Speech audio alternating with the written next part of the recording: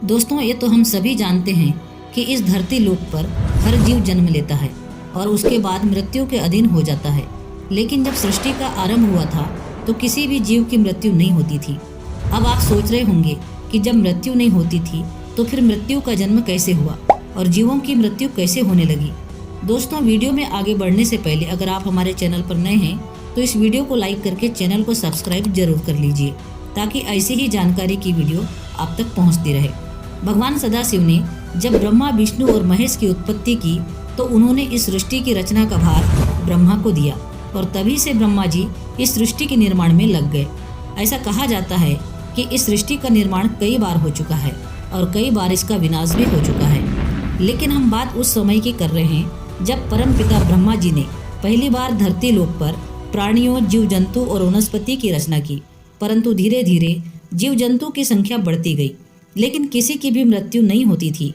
ये देख ब्रह्मा जी सोच में डूब गए कि अगर इन प्राणियों की संख्या ऐसे ही बढ़ती रही तो उनके भार से ये धरती रसातल में चली जाएगी या फिर डूब जाएगी। तब ब्रह्मा जी इस धरती के भार का संतुलन बनाए रखने के लिए कुछ सोचने लगे। परंतु बहुत सोचने के बाद भी परमपिता ब्रह्मा जी को कुछ समझ में नहीं आया।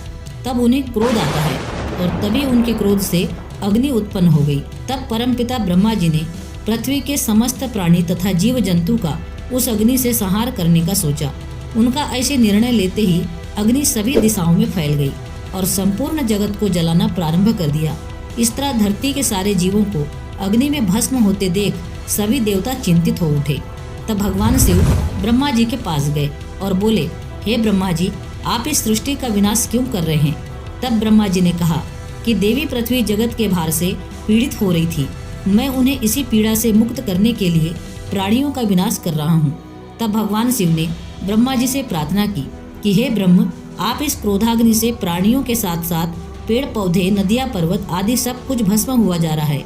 इसलिए आप इस क्रोधाग्नि को रोकिए और प्राणियों के विनाश का कोई दूसरा उपाय सोचिए। भगवान शिव की इस प्रार्थना पर ब्रह्मा जी ने उस अग्नि को अपने अंदर समा लिया।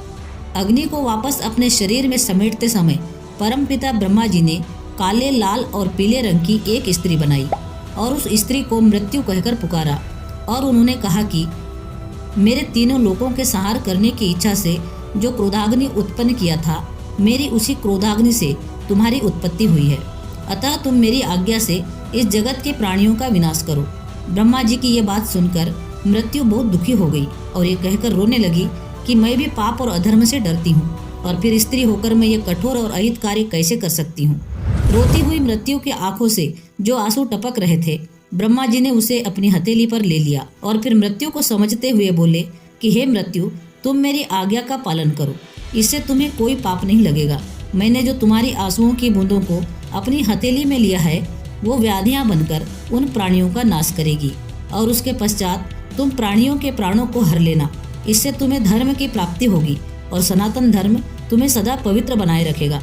परमपिता ब्रह्मा जी की ये बात सुनकर मृत्यु ने उनका आदेश स्वीकार कर लिया और तभी से सभी प्राणी मृत्यु को प्राप्त होने लगे। ऐसा माना जाता है कि तभी से इस धरती लोक के जीवों की मृत्यु होने लगी और इसे मृत्यु लोक भी कहा जाने लगा। दोस्तों, हम उम्मीद करते हैं कि ये वीडियो आपको जरूर पसंद आएगा। अगर ये वीडियो आपको पसंद आई हो तो इस वीडियो को लाइक करके सब्सक्राइब जरूर करना। पूरा वीडियो देखने के लिए आपका बहुत बहुत धन्यवाद।